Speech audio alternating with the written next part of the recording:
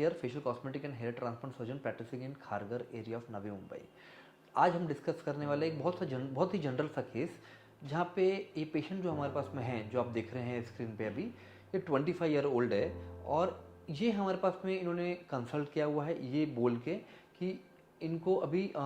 Hair fall हो चुका है। अभी फ़िलहाल कोई एक्टिव हेयर फॉल नहीं है, बट ये अपना लुक के बारे में बहुत ही चिंतित है कि इस लुक में ये क्या कर सकते हैं और अभी हम इनकी कैसे मदद कर सकते हैं। अब जैसा कि आप देख रहे हैं इस केस में, इनके स्काल्प में आगे का एरिया जो हेयरलाइन एरिया बोला जाता है और जो सेंटर का एरिया है मिड स्काल्प एरिया जिसको बोला जाता है,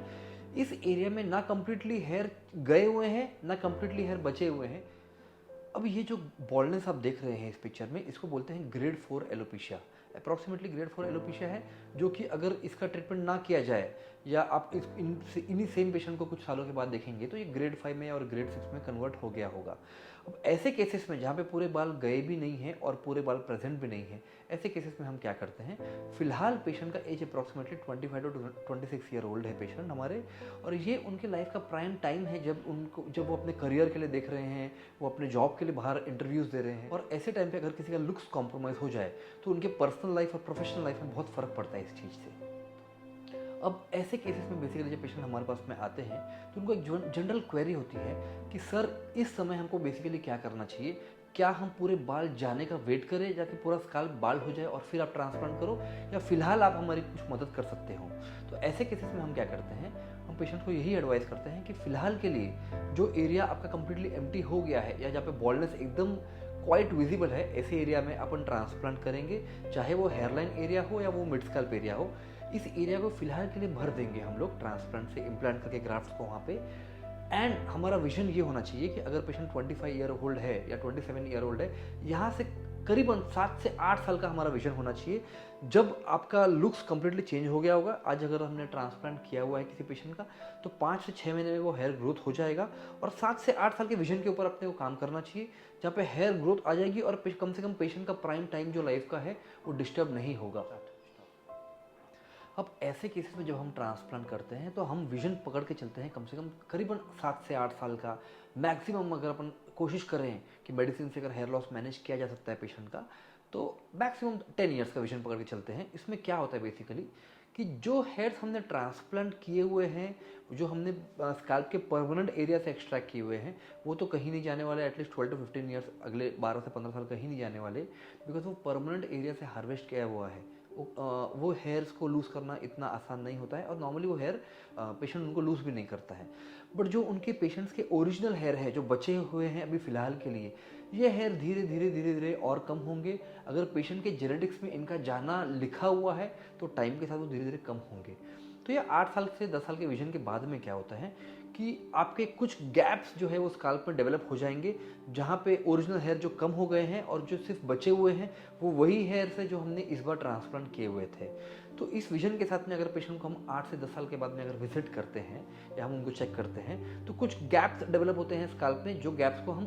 उस दौरान हम इम्प्लांट करने का प्लानिंग करेंगे। तो ऐसा अगर हम लोग ऐसे प्लानिंग के साथ में अगर एक यंग पेशेंट का ट्रीटमेंट किया जाए तो उनके लाइफ का कम से कम 25 से 45 ईयर्स ऑफ एज को 2 सेशन में निकालना, या 2 सेटिंग में, एक सेटिंग अभी होगी जो होने वाली है और एक कम से कम अप्रॉक्सीमेटली 8 टू 10 ईयर्स के बाद में जो करीबन अगले 10 साल तक फिर चलेगी। तो अपने लाइफ का जो उनका टाइम है 25 से 45 का, ये निकल जाएगा। इसके बाद में 2 पॉसिबिलिटी है, एक डेंसिटी फिजियोलॉजिकली उनकी उम्र के साथ धीरे धीरे कम भी होगी, और दूसरा पॉसिबिलिटी है कि डेंसिटी कंप्लीटली मेंटेन रहे। ये कोई भी आपको बता नहीं सकता है आपके स्काल्प को देख के कि अगले 20 साल में एग्जैक्टली होने क्या वाला है। अब यही सेम पेशेंट्स को अगर हम देखते हैं कि आज हमने इनका एक ट्रांसप्लांट किया है और 8 से 10 साल बाद में जब गैप्स डेवलप होंगे, उस टाइम पे हम इनका एक नेक्स्ट ट्रांसप्लांट करें गैप्स को फिलअप करने के लिए, ये करीबन 45 से 50, जब तक ये patient 45 to 50 years of age पहुँचते हैं तब तक के लिए स्टेबल हो जाएगा। अब इसके बाद में भी हमारे पास में अगर ग्राफ्ट्स की अवेलेबिलिटी रहे, अगर ग्राफ्ट्स को सही प्लानिंग के साथ में इस बार और अगले बार हार्वेस्ट किया जाए और कुछ ग्राफ्ट्स की अवेलेबिलिटी उस टाइम पे भी रहे, तो उस टाइम पे भी ये पॉसिबिलिटी है कि हम और ग्राफ्ट्स इम्प्लांट करके वो गैप्स को फिर फिलअप कर सकते हैं जो gaps over the time develop हुए हैं।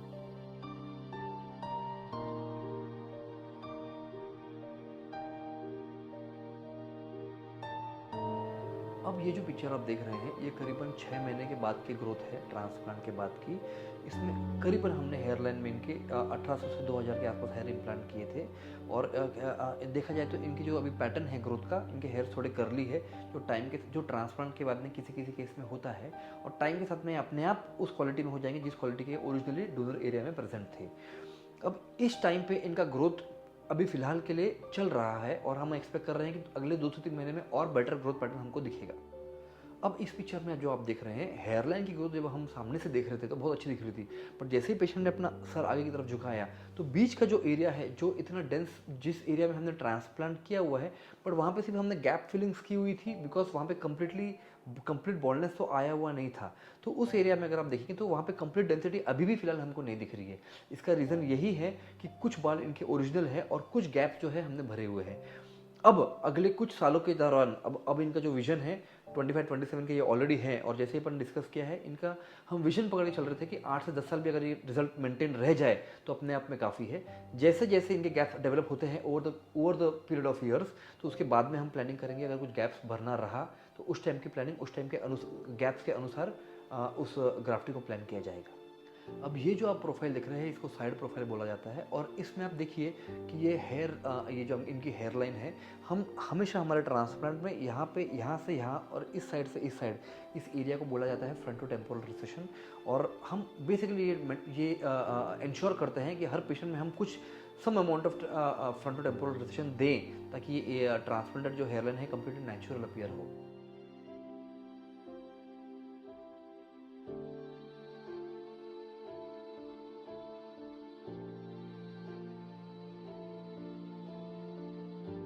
होप ये वीडियो आप लोगों को पसंद आया होगा और ये जानने में आपको हेल्प हुई होगी कि अगर एक यंग पेशेंट हमारे पास में आता है तो ऐसे पेशेंट्स में हेयर ट्रांसप्लांट की प्लानिंग ओवर द ईयर्स की जाती है। इनमें ऐसा कोई हमारे पास में रामबाण नहीं है जो हमने आज इनका ट्रांसप्लांट कर दिया और अगले 25 साल तक हमको देखने की ज़रूरत नहीं है। इनका स्टेप बाय स्टेप ट्रीटमेंट ही होगा। एक सेशन आज होगा, एक सेशन 8 से 10 साल बाद होगा, और उसके बाद में हेयर लॉस के पैटर्न के हिसाब से या हेयर लॉस के प्रोग्रेस के हिसाब से ट्रीटमेंट प्लानिंग किया जाएगा। तो ऐसे यंग पेशेंट्स में ये ट्रीटमेंट प्लानिंग करना, प्रॉपर ट्रीटमेंट प्लानिंग करना बहुत ही ज़रूरी है, ये ध्यान में रखते हुए कि इनका future hair growth and hair loss pattern कैसा होने वाला है। Please like our video and subscribe our channel. Once again doctor Bhavesh Gupta from Kharghar area of Navi Mumbai. Thank you.